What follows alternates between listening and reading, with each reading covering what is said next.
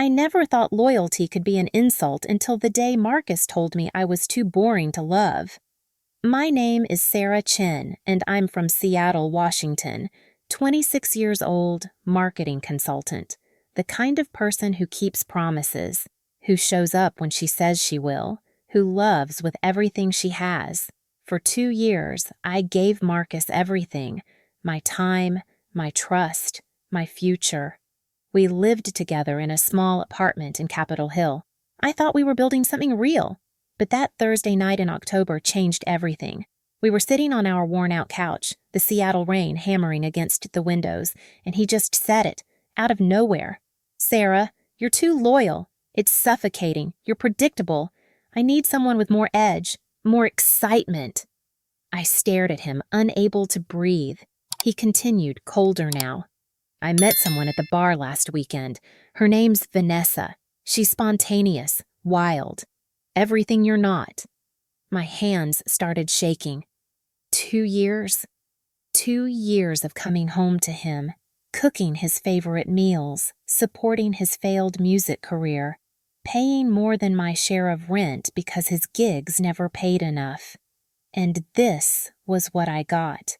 He said loyalty made me boring, that being faithful was a character flaw, that I was too available, too devoted, too safe.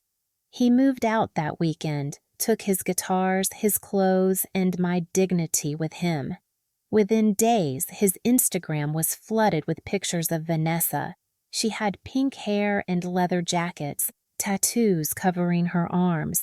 They were at concerts, late-night parties, living the wild life he'd always wanted. And Marcus looked free, like I'd been a cage he finally escaped. I spent the first week destroyed, called in sick to work, couldn't look at myself without crying. My best friend Rachel came over with wine and Thai food, but I couldn't eat. I kept thinking about what he said. Too loyal, like devotion was a disease, like love was a weakness. But Rachel said something that night that stuck with me. "Sarah, loyalty isn't your flaw, it's your superpower. And he's going to learn that the hard way." I didn't believe her then, but I should have. I forced myself back to normal, went to work, focused on my clients, started hitting the gym at 6 a.m. before the office, not for Marcus, for me, because I needed to feel strong again. My boss noticed my dedication and offered me a lead position on our biggest account, a tech startup downtown that needed a complete rebrand. I said yes, threw myself into it completely. 2 months passed. I stopped checking Marcus's social media, stopped crying, started living again. The tech startup project was massive and I was crushing it. Long hours, but I loved the work. My team respected me. Clients trusted me. And slowly, I remembered who I was before Marcus made me feel small. Then, one night in December, I was at a networking event at a rooftop bar in downtown Seattle. The city lights sparkled below, the Space Needle glowing in the distance.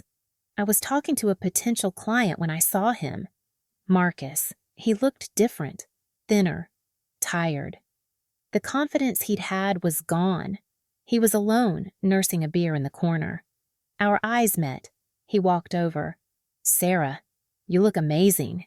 His voice cracked. I stayed calm, professional. "Thanks, Marcus. How are you?" He shifted uncomfortably. "Not great, actually. Can we talk?" We stepped outside onto the balcony. The December cold bit at my skin. He started talking, words tumbling out desperately. Vanessa had left him 3 weeks ago. She'd cheated on him with his best friend, took money from his account, trashed his apartment when he confronted her. He'd lost his housing because he couldn't pay rent alone, lost gigs because she'd caused drama with venue owners. His music career was dead. He was crashing on couches, broke, alone. "I was wrong, Sarah," he said, eyes wet.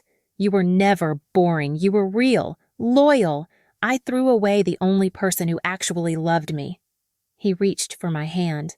I pulled away. I need you back. Please. I made a mistake. I looked at him. This man who'd destroyed me, who'd called my love a flaw, who'd thrown me away for excitement. And I felt nothing. No anger, no satisfaction. Just emptiness where he used to live in my heart. Marcus, I said quietly, loyalty isn't boring. It's rare. And you're right, you did lose the only person who loved you, but that person doesn't exist anymore. You killed her when you walked out. His face crumbled. I've built a life without you, a career, self-respect, and I'm not going backward for someone who never valued me forward. I turned to leave. He grabbed my arm. Sarah, please. I have nobody. I looked at his hand on my arm, then at his face. You chose nobody when you chose excitement over loyalty. That's not my problem anymore. I walked back inside, didn't look back. Rachel was waiting by the bar, watching the whole thing. She hugged me tight. I'm proud of you, she whispered. And for the first time in months, I was proud of me too. 3 months later, my startup client went public. My work was featured in Forbes. I got promoted to senior consultant, got my own office overlooking Elliott Bay, started dating someone new, a software engineer named David who texts me good morning every day, who keeps his promises, who sees my loyalty as a gift, not a burden.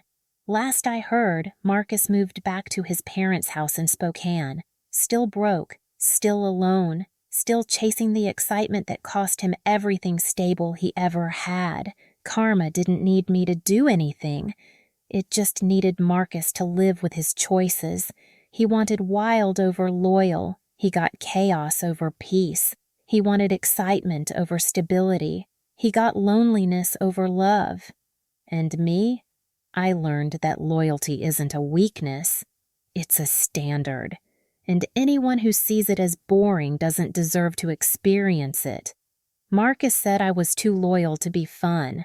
Turns out, I was too valuable to be kept by someone who couldn't see my worth. He lost me chasing a fantasy, and the price? Everything real he ever had. That's not revenge, that's just consequence. And sometimes consequence is the sweetest justice of all.